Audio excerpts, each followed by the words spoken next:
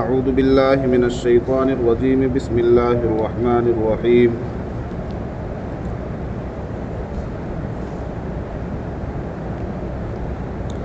فلا اقسم بالشفق واللیل وما وسق والقمر اذا اتسق لتركبن طبقا عن طبق فما لهم لا يؤمنون واذا قرئ عليهم القرآن لا يسجدون بل الذين كفروا يكذبون والله أعلم بما يوعون فبشرهم بعذاب أليم إلا الذين آمنوا وعملوا الصالحات لهم أجر غير ممنون صدق اللہ العظیم۔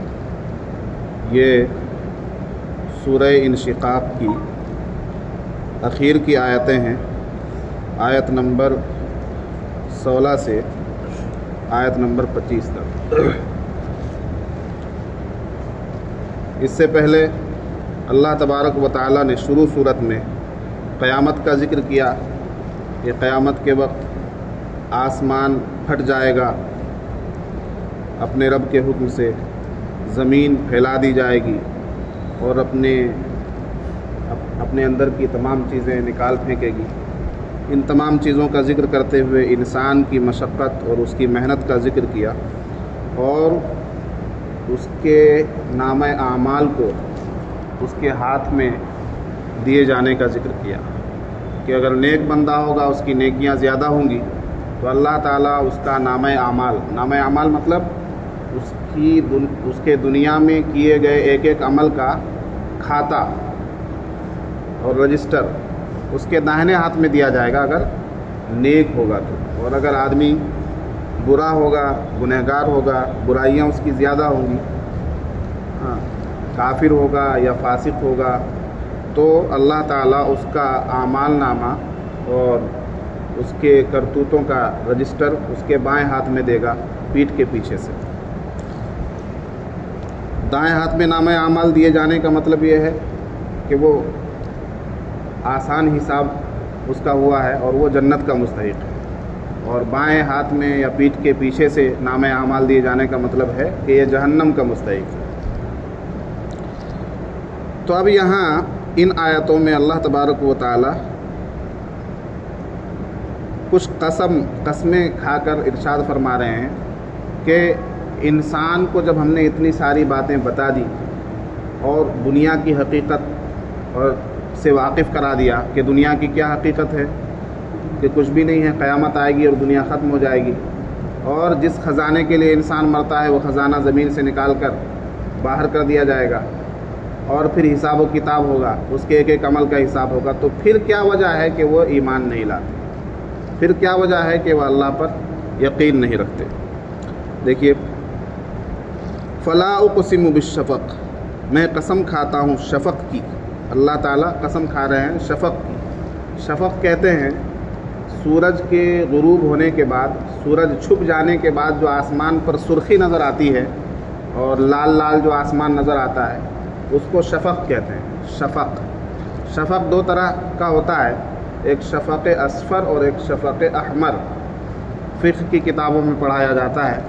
شفق اصفر کا مطلب ہے آسمان کا پیلا ہو جانا، جو عصر کے بعد یعنی مغرب سے پہلے، سورج چھپ جانے سے پہلے جو آسمان کا وہ حصہ جہاں سورج چھپتا ہے اس کے چاروں طرف آسمان پیلا پڑ جاتا ہے نا، جب سورج کا رنگ پیلا ہوتا ہے تو اس کو کہتے ہیں شفق اصفر۔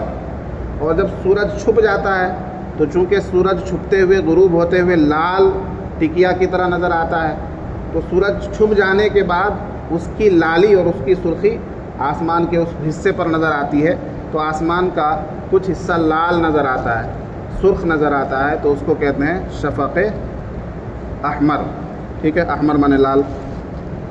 فلا اقسم بالشفق، میں قسم کھاتا ہوں شفق کی، واللیل وما وسق، اور رات کی اور اس کی جس کو رات ڈھانپ لے، واللیل اور قسم ہے رات کی، وما وسق اور ہر اس چیز کی جس کو رات کی تاریکی ڈھانپ لے، یعنی جتنی چیزوں پر رات پڑتی ہے، رات کی تاریکی، رات کا اندھیرا جس چیز پر بھی چھا جائے اس کی قسم۔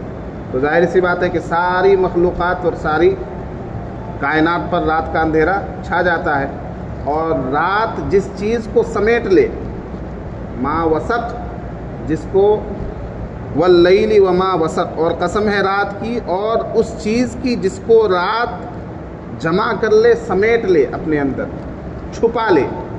تو جتنی چیزیں ہیں رات کو چھپ جاتی ہیں، چونکہ رات کا اندھیرا ہو جاتا ہے، پرندے اپنے گھونسلوں میں لوٹ کر آ جاتے ہیں، سارے لوگ اپنے گھر بار میں آ جاتے ہیں، اور ہر چیز اپنے ٹھکانے پر پہنچ جاتی ہے، تو اس کی بھی قسم کھائی۔ والقمر اذا اتسق، اور قسم ہے چاند کی جب وہ مکمل ہو جائے، پورا ہو جائے۔ اور چاند کب مکمل ہوتا ہے؟ 13ویں رات میں، اور 14ویں رات میں، اور 15ویں رات میں، ہے نا۔ ایام بیز کا جو چاند ہوتا ہے وہ مکمل ہوتا ہے، ایام بیز اسی کو کہا جاتا ہے۔ اردو کی 13، 14 اور 15 تاریخ کو ایام بیز کہا جاتا ہے۔ تو ان دنوں میں جو رات کا چاند نمودار ہوتا ہے تو وہ مکمل ہوتا ہے، اس چاند کی قسم کھائی گئی۔ والقمر اذا اتسق، اور قسم ہے چاند کی جب وہ مکمل ہو جائے، پورا ہو جائے۔ یہ 3 قسمیں اللہ تبارک و تعالیٰ نے کھائی ہیں، بلکہ 4 قسمیں۔ شفق کی قسم، رات کی قسم، اور ہر اس چیز کی جس کو رات چھپا لیتی ہے، اور چاند کی جب وہ مکمل ہو جاتا ہے۔ تو اللہ تبارک و تعالیٰ ان چیزوں کی قسم کھا کر ان چیزوں میں غور و فکر کرنے کی دعوت دے رہے ہیں کہ چاند کی حالت دیکھو ایک جیسی نہیں ہے۔ پہلے دن کا چاند مختصر ہوتا ہے، تھوڑی دیر کے لیے نکلتا ہے، دوسرے دن کا چاند اس سے تھوڑا بڑا ہوتا ہے، تھوڑا زیادہ دیر تک رہتا ہے، تیسرے دن کا اس سے زیادہ بڑا ہوتا ہے۔ تو چاند میں تبدیلی آ رہی ہے کہ نہیں آ رہی ہے؟ روز بروز تبدیلی آ رہی ہے۔ اسی طرح شفق، آسمان کا جو وہ رنگ ہے وہ ایک جیسا نہیں ہے، کبھی پیلا پڑتا ہے، کبھی سرخ ہو جاتا ہے۔ رات کی حالت ایک جیسی نہیں ہے، رات میں تمام چیزیں آ کر ایک جگہ پر جمع ہو جاتی ہے، یعنی دن کے مقابلے میں رات بالکل برعکس ہے، دن کی گویا کہ اپوزٹ حالت ہے رات کے اندر۔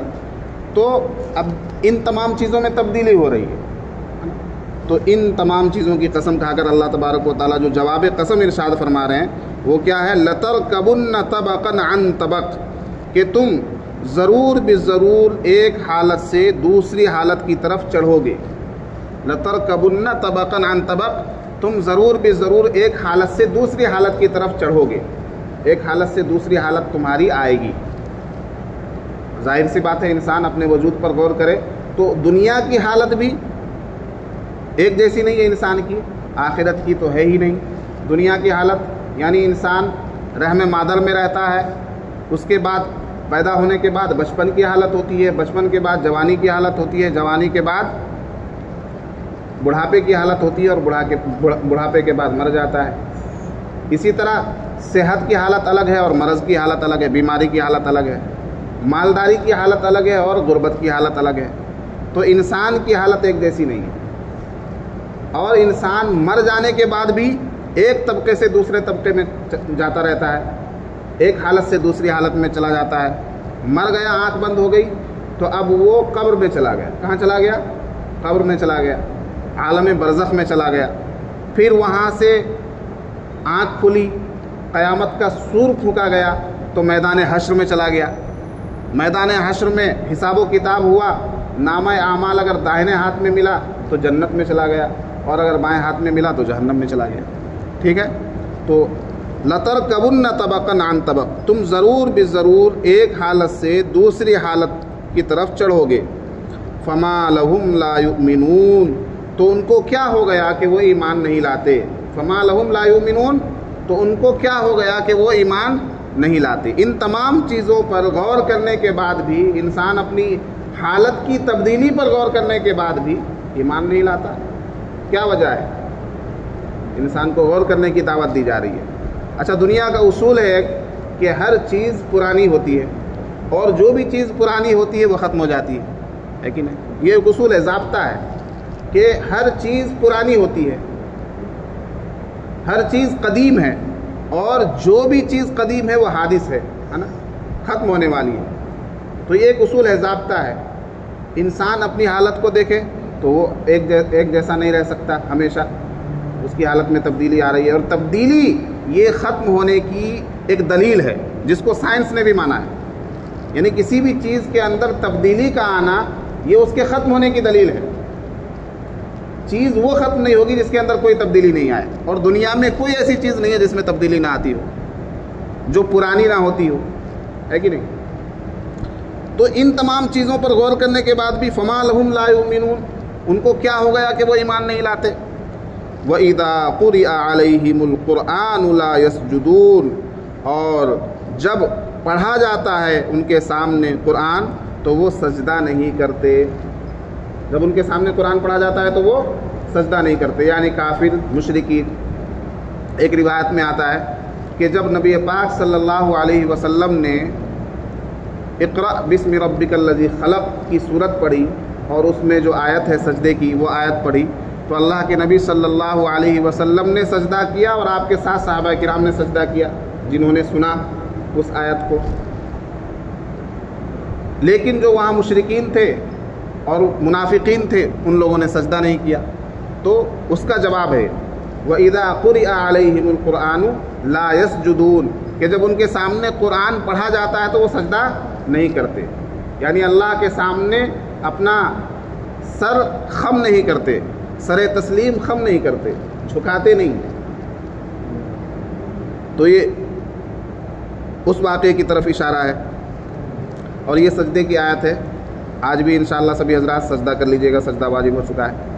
بل الذین کفروا یکذبون، بلکہ وہ لوگ جنہوں نے کفر کیا، یکذبون جھٹلاتے ہیں۔ سجدہ تو کیا کریں گے، اللہ کو تو کیا مانیں گے، قرآن کو تو کیا مانیں گے، جھٹلا رہے ہیں۔ بل الذین کفروا، بلکہ وہ لوگ جنہوں نے کفر کیا یعنی کافر لوگ، یکذبون جھٹلاتے ہیں، قرآن کو جھٹلاتے ہیں، قرآن کی صداقت کو، قرآن کی سچائی کو، قرآن میں جو آخرت کا بیان ہے، جو جنت اور دوزخ کا بیان ہے، جو حشر کا بیان ہے، اس کو کیا کرتے ہیں، وہ جھٹلاتے ہیں۔ بعث بعد الموت کا بیان ہے کہ مرنے کے بعد زندہ کیا جانا ہے، ان تمام چیزوں کو وہ جھٹلاتے ہیں۔ واللہ اعلم بما یوعون، حالانکہ اللہ تبارک و تعالی بخوبی جاننے والا ہے ہر اس چیز کو جس کو وہ اپنے دلوں میں چھپاتے ہیں۔ واللہ اعلم، اور اللہ خوب جاننے والا ہے۔ اعلم کے معنی بہت زیادہ جاننے والا، اور اللہ تعالیٰ خوب جاننے والا ہے بما، ان چیزوں کو، یوعون جو وہ چھپاتے ہیں اپنے دلوں کے اندر، جو وہ جمع کرتے ہیں اپنے دلوں کے اندر۔ کون؟ منافقین۔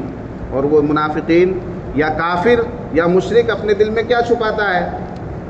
اپنا کفر اور نفاق چھپاتا ہے، آخرت پر ایمان نہ لانا اس کو چھپاتا ہے نا، حقیقت کو چھپاتا ہے، صداقت کو، سچائی کو چھپاتا ہے اور جھوٹ کا اظہار کرتا ہے کہ نہیں؟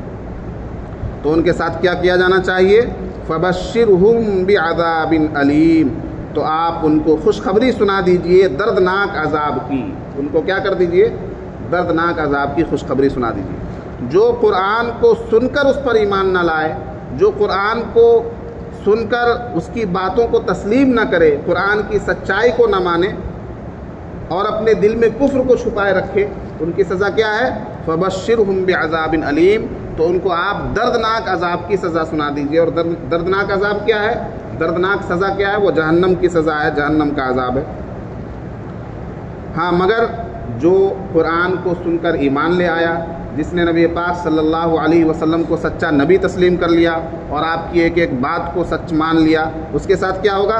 إِلَّا الَّذِينَ آمَنُوا وَعَمِلُوا الصَّالِحَاتِ لَهُمْ أَجْرٌ غَيْرُ مَمْنُونٍ، مگر وہ لوگ جو ایمان لے آئے اور انہوں نے نیک اعمال کیے، عَمِلُوا الصَّالِحَاتِ، جنہوں نے نیک اعمال کیے، لہم اجر، ان کے لیے اجر ہے، ثواب ہے، غیر ممنون، کبھی نہیں ختم ہونے والا، غیر ممنون کبھی نہیں ختم ہونے والا۔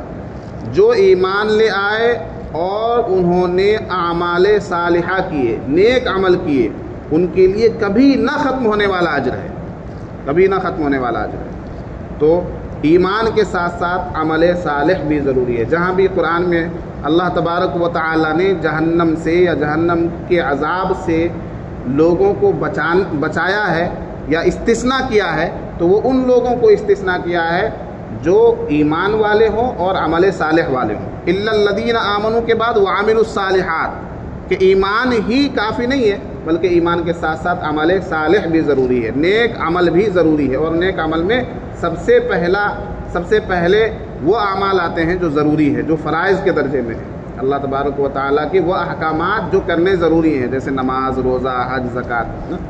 और आमाल सालिहा में ये भी है कि उन तमाम बुराइयों से आदमी रुका रहे जो बिल्कुल हराम हैं, जो बिल्कुल नाजायज़ हैं, जो बड़े गुनाह हैं, उन गुनाहों से आदमी दूर रहे।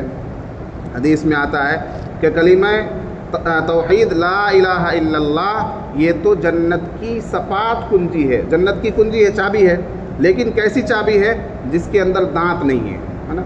जाहिर सी बात है कि चाबी में अगर दांत ना हो तो ताला तो नहीं खुलेगा। अगर सीधा लोहा दे दिया जाए, चाबी का जो चाबी बनाने वालों के पास आप देखते होंगे कि एक सीधा लोहा होता है, उसमें वो दांत बनाता है, तब जाकर ताला खुलता है।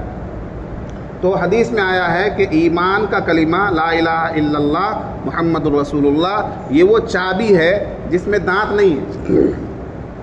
दांत कैसे लगेगा इसमें? नमाज पढ़ने से, रोज़ा रखने से, यानी नेक आमाल करने से उस चाबी में दांत लगेगा, उस चाबी में, उस कुंजी में दंदाने लगेंगे, और फिर वो चाबी जन्नत में जाने, जन्नत के ताला को खोलने का ज़रिया बनेगी, यानी जन्नत में जाने का ज़रिया बनेगी। ये तो एक मिसाल है। मतलब ये है कि आदमी का सिर्फ कलिमा तौहीद पर यकीन ले आना, ईमान ले आना काफ़ी नहीं है, बल्कि उसके साथ साथ आमाल सालिहा करना ज़रूरी है। बल्कि इमाम बुखारी तो ये कहते हैं कि जिसने ईमान के साथ, दिल के यकीन के साथ अमल साले नहीं किया, उसका ईमान ही मुकम्मल नहीं हुआ, उसको मोमिन ही नहीं कहा जा सकता। मोमिन उसी को कहा जा सकता है जो ईमान के साथ साथ अमल साले भी करे। समझ में आई बात? तो ये इन आयतों की तफसीर थी। नबी पाक सल्लल्लाहु अलैहि वसल्लम फरमाते हैं इन्हीं आयतों की तफसीर में, अल्लामा इब्न कसीर ने लिखा है, अल्लाह के रसूल सल्लल्लाहु अलैहि वसल्लम फरमाते हैं कि आदमी बड़ा ही गफलत में रहता है, आदमी बड़ा ही गफलत में रहता है। वो इस बात से भी लापरवाह रहता है कि उसको किस मकसद के लिए पैदा किया गया, उसको किस मकसद के लिए पैदा किया गया, इससे भी लापरवाह रहता है कि नहीं? हम लोग बेपरवाह रहते हैं कि नहीं?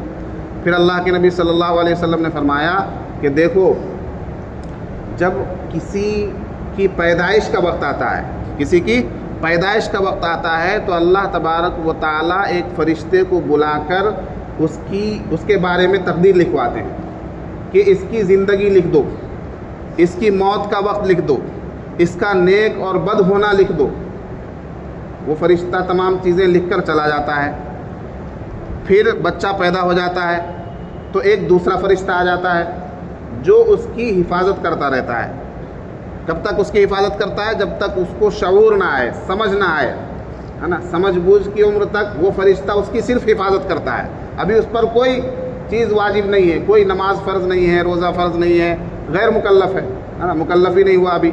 तो उस वक्त जो उसके पास फ़रिश्ता है वो सिर्फ उसकी हिफाजत के लिए है। चुनांचे बच्चों पर तो 24 घंटे माँ बाप की निगरानी नहीं रहती है, लेकिन बच्चा नासमझ होते हुए कुछ नहीं पता उसे कि ये चीज़ मेरे नुकसान की है या मेरे फ़ायदे की है, इससे मेरी हिफाजत होगी या खून निकल जाएगा, उसे कुछ नहीं मालूम, लेकिन वो महफूज है, वो फ़रिश्ता उसकी हिफाजत कर रहा है। तो अल्लाह के नबी सल्लल्लाहु अलैहि वसल्लम ने फरमाया कि दूसरा फ़रिश्ता आता है जो उसकी समझ बूझ की उम्र तक क्या करता है? उसकी हिफाजत करता है। फिर जब उसको अक्ल आ जाती है, वो मुकल्लफ़ हो जाता है, तो फिर दो फ़रिश्ते आते हैं। दो फ़रिश्ते आते हैं जो उसके आमाल लिखने वाले फ़रिश्ते होते हैं। एक दाहिनी तरफ होता है और दूसरा बाईं तरफ होता है। एक नेकी लिखता है और दूसरा बदी लिखता है। एक नेकी लिखता है और दूसरा बदी लिखता है। जब उसकी मौत का वक्त करीब आ जाता है तो ये दोनों फ़रिश्ते भी चले जाते हैं। और फिर एक फ़रिश्ता आता है जो उसकी रूह कब्ज़ करता है, जिसको मलकुल मौत कहते हैं। मौत का फ़रिश्ता वो आता है और उसकी रूह कब्ज़ करके चला जाता है। क़यामत के दिन फिर वो दो फ़रिश्ते आते हैं जो इसकी नेकी और बदी लिखने पर मामूर थे, वो आते हैं और फिर इसका नामे आमाल इसके हवाले कर देते हैं या इसके गले से उसको निकाल लेते हैं। ये अल्फाज हैं हदीस में। तो अब देखिए, नामा आमाल जो दिया जाएगा क़यामत के दिन, वो कैसे दिया जाएगा? उसका पूरा इंतज़ाम अल्लाह तबारक व तआला ने कर रखा है, पूरा एक सिस्टम है। और दूसरी हदीस में है कि वो जो नेकी और बदी लिखने वाले फ़रिश्ते हैं, अल्लाह ताला کتنا رحیم ہے اپنے بندوں پر، کتنا کریم ہے کہ جب آدمی کسی نیکی کا ارادہ کرتا ہے، صرف ارادہ کیا، نیکی کا ارادہ کر لیا کہ آج مجھے 2 رکعت نفل نماز پڑھنی ہے نا، ارادہ کیا صرف، لیکن نہیں پڑھ سکا، نیکی کا ارادہ کیا اور اس نے وہ نیکی نہیں کی، بھول گیا، نیکی کا ارادہ کیا اور نیکی نہیں کر سکا، تو اللہ تعالیٰ اس کے نامہ اعمال میں ایک نیکی لکھوا دیتا ہے، ایک نیکی لکھی جاتی ہے، صرف ارادہ کرنے پر ایک نیکی لکھی جاتی ہے۔ اور اللہ کی کریم ذات، اللہ کا رحم دیکھیے کہ جب بندہ کسی گناہ کا ارادہ کرتا ہے لیکن اس گناہ کو نہیں کرتا، تب بھی ایک نیکی لکھی جاتی ہے۔ گناہ تو کیا لکھا جاتا ہے؟ گناہ کا ارادہ کیا اس نے اور پھر اس گناہ سے دور رہ گیا، اس گناہ کو نہیں کیا، یا تو جان بوجھ کر نہیں کیا یا بھول گیا، کسی بھی طرح سے نہیں کر پایا اس گناہ کو، تو اس گناہ کے نہ کرنے کی وجہ سے نامہ اعمال میں ایک نیکی لکھی جاتی ہے۔ اللہ کا کتنا بڑا کرم ہے، احسان ہے۔ اچھا، نیکی کا ارادہ کیا تھا اور ایک نیکی کر لی اس نے، ایک نیکی کا ارادہ کیا اور ایک نیکی کا کام کر لیا، تو اللہ تبارک و تعالیٰ ایک نیکی نہیں لکھتا، ایک نیکی تو صرف ارادے پر لکھی تھی، ہے نا، ایک نیکی کب لکھی گئی تھی؟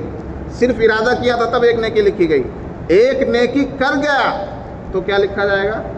کم سے کم 10 نیکیوں کا ثواب لکھا جائے گا، کم سے کم 10 اور زیادہ 700 گنا تک۔ حدیث میں ہے کہ جب آدمی کوئی ایک نیکی کا کام کرتا ہے تو 10 نیکی سے لے کر 700 گنا تک اس کا ثواب لکھا جاتا ہے۔ تو یہ اللہ کا کتنا بڑا احسان ہے۔ ایک اور حدیث آخر میں بتا کر ختم کرتے ہیں کہ نبی پاک صلی اللہ علیہ وسلم نے فرمایا، مسند احمد کی حدیث ہے، کہ جب آدمی کوئی گناہ کر لیتا ہے تو اب جو گناہ لکھنے پر مامور ہے جو فرشتہ، اس کو تو چاہیے نا کہ گناہ لکھ لے فوراً، لیکن دونوں فرشتوں میں، نیکی لکھنے والے اور برائی لکھنے والے میں امیر کون ہے؟ نیکی لکھنے والا امیر ہے۔ کون ہے؟ نیکی لکھنے والا امیر ہے، تو امیر کی بات مانی جائے گی نا۔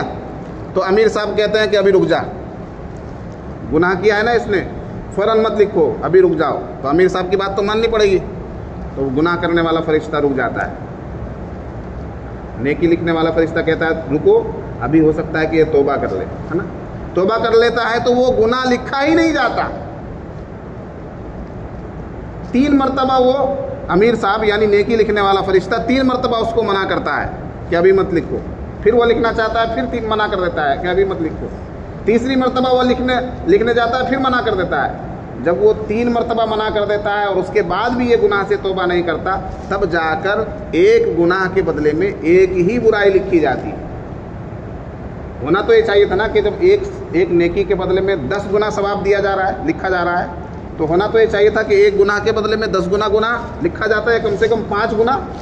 لیکن اللہ کا کتنا بڑا احسان ہے ہم لوگوں پر، انعام ہے کہ بندے نے ایک گناہ کیا تو فوراً نہیں لکھا گیا، توبہ کرنے کا انتظار ہے کہ اگر توبہ کر لیا تو لکھا بھی نہیں جائے گا، لیکن توبہ نہیں کیا، 3 مرتبہ کہنے پر بھی توبہ نہیں کیا، تو اب گناہ لکھا جاتا ہے، برائی لکھی جاتی ہے، لیکن ایک برائی کے بدلے میں صرف ایک برائی لکھی جاتی ہے، اور ابھی بھی توبہ کا دروازہ بند نہیں ہو گیا۔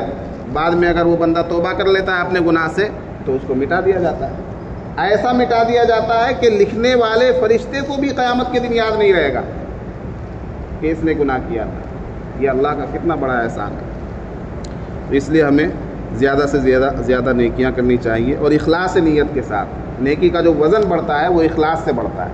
10 گنا سے 700 گنا تک کا مطلب کیا ہے کہ جس کی نیکی کے اندر جتنا زیادہ اخلاص ہوگا اس کو اتنا بڑھا کر ثواب دیا جائے گا۔